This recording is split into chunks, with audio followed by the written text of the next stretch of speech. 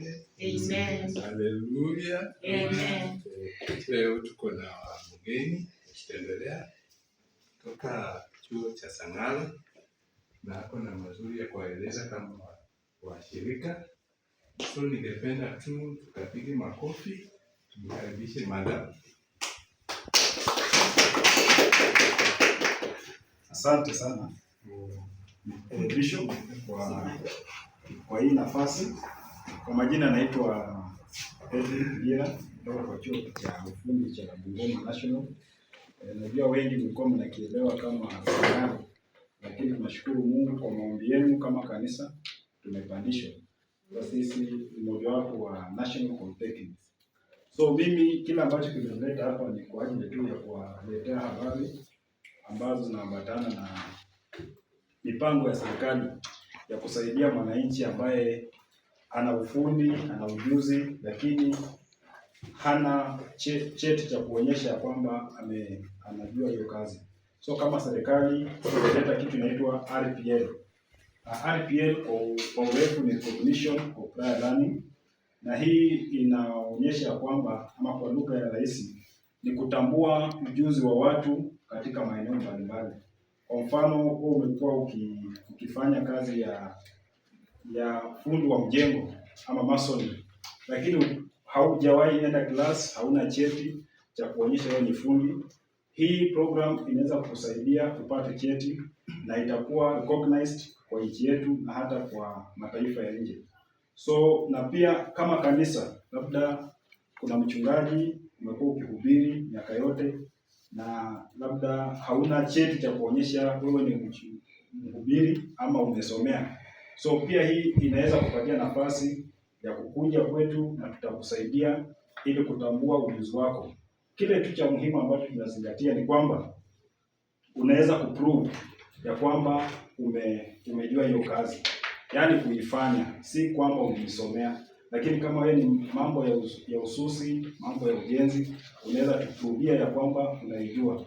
Na proof zenye tunataka ni ile kazi umekuwa ukifanya hapo nyuma, na pia kazi ama tutakupatia assessment ama mtihani wa kufanya tu kwa matendo ili tujue ya kwamba unaijua hiyo kazi. Ukishafanya hivyo tutakupatia certificate. Kwa hiyo niko hapa kwa hayo tu, na mimi najua nataka nijue ya kwamba kama kuna mtu akona swali naweza uliza ili isiendelee na labda wengine wenu hamuelewi. Kuna swali lolote kati yetu? Yes mama, naona kuna swali. Sasa tuseme mimi ni mchungaji. Ningependa kupata ile cheti cha mchungaji. Ni nini utatarajia kutoka kwangu?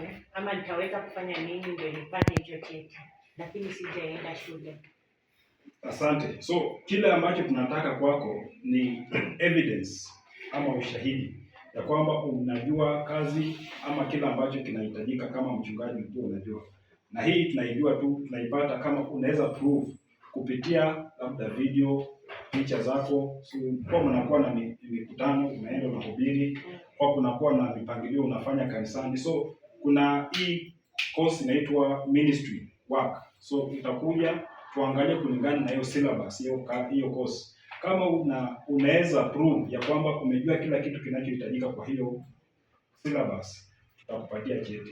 Lakini lazima uprove kulingana na evidence yenye umekuwa ukifanya, na pia tukupatie assessment ambayo ni practical ili tujue unajua hiyo kazi vizuri.